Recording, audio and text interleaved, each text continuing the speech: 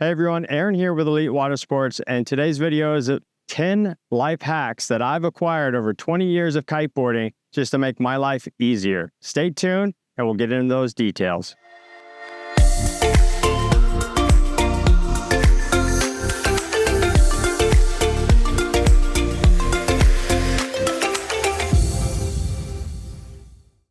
This is definitely a video you're going to want to save, and we're going to timestamp each hack, so 10 hacks total. Hack number 1, this pump gets more sand in your car than any other piece of equipment because it's hollowed out on the bottom. Look how bad this thing is. Like, it's terrible, and it's still going to have sand in your trunk, in your truck, wherever it is. So stop doing that. Tape it.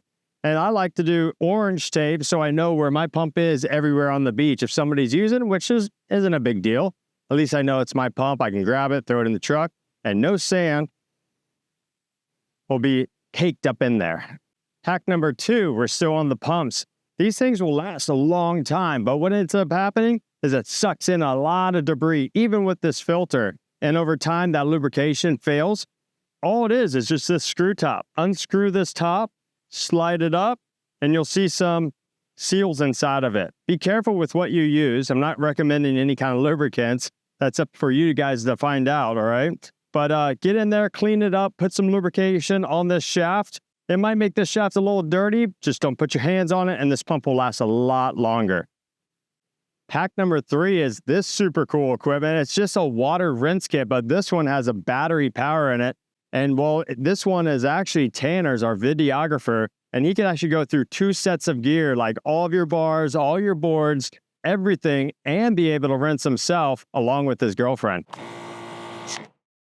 Hack number 4 is all about labeling your equipment. And I'm not talking about putting your name on there. Sure, that's a great idea. But for me, when I'm jumping in the back of other vehicles or riding with a bunch of other people, or we have scattered equipment around the beach, we have zip ties on everything or indicators with orange tape. So like our pump here has orange tape, our leashes will have zip ties, and our bars will have zip ties, just indicating that we know that that bar, that board, whatever the case may be, is ours. So make sure you label your equipment. Zip ties and tape work. Hack 5 is all about making your equipment last longer. The sun deteriorates things more than anything that we have. This bar always ends up on the beach. Your harness, we always want to dry it, so we put it in the sun to dry it. Don't do that anymore. And your boards, a lot of times you get up on the beach and you have the bottom side of your board like that. The sun is just baking it. And if you just flip the board over, let the sun hit the bottom of the board, now your straps will last triple the amount of time. Same with your harness, same with your bar, every piece of equipment we like to keep out of the sun. The only thing that I like to roast is my wetsuit. I want that thing frying so it dries fast, and also perhaps it's killing whatever's in there. Hack number 6 is all about not leaving anything behind, whether it's at home or at the beach. I have a little checklist in my head that I memorized. I go from my head to my toes. Super simple. Kite and pump. Then you go over to your bar for kiting, right? That's your hands. Next thing you know, you're onto your waist, your harness, and lastly, your board. So I constantly say that over and over in my head. Now it's engraved, so I always have the most important equipment. After that, I make my own checklist. Am I going to be warm? Am I going to have protection for my feet? That's a whole separate checklist that I go over, but the main things are all about your kite equipment. Hack number 7 is a good one. It's all about having all of your equipment in one place, so when you pull up to the house to go kiteboarding, you're grabbing all your equipment, you don't leave anything behind. Sure, you have a checklist, but check it out.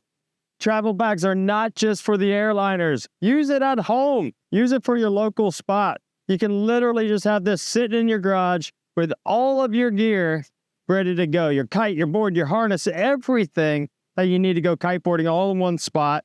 12, 9, 8, whatever it is. Put it all together, grab your bag and go. And guess what? You don't leave anything behind. Now this goes along with hack number 7. Add a board bag. If you're not willing to go with the whole golf bag to keep your kites and everything all together, at least grab a board bag. This thing saves the backseat of my truck, my car, and all the vans stay sand-free because everything is inside the bag, along with keeping my board from getting scratched up. And you know what? You get accustomed to actually throwing your bar in there or other key essentials like booties and stuff like that. So if you're unwilling to go with the golf bag, go with a travel bag made for twin tipping. Put it all in there, keep it all together. Hack number 8 kind of goes along with hack number 7, but how do we fit these big old bags that are kind of overbuilt? They're made for use, of course, with a bar holder and all that stuff, but I like to go down to a compression bag so I don't have a huge footprint in the back seat or in wherever I'm storing my kites. So transferring over to a compression bag will also keep the sun and the wear and tear on your bag. So if you happen to resell your kite, the bag looks phenomenal. The kite looks phenomenal because you're protecting it and you can compress it down. Now, this one is made by Mystic. This one, it actually has all the features of being able to put your bar in there, some accessories, some gadgets, and it has a backpack. But of course, we have smaller compression bags that'll make this 12-meter kite even smaller than this. So that's hack number 8. Hack number 9 is one of my favorites, and this has everything to do with the new safety systems being so easy to use. So you're going to wrap up your bar and lines after your session or if you're taking a break. And most people throw their bar up on the canopy, which is going to cause pinholes. So get in this new habit, add this hack to your life.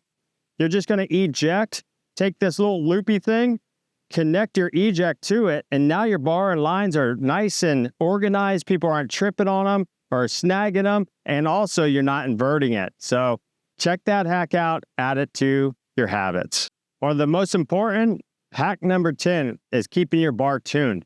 We have a detailed video on just how to do it and making sure that you do it regularly. Guarantee you that your kite is flying wonky and you don't even know it. So check out that detailed video right here.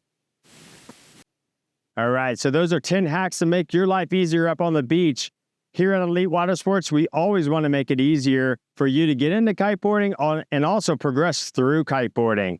So lean on us for all these tidbits and tricks. Make sure that you actually subscribe to our YouTube channel so we can keep these videos coming. This is Aaron with Elite Water Sports, and I'll see you on the water.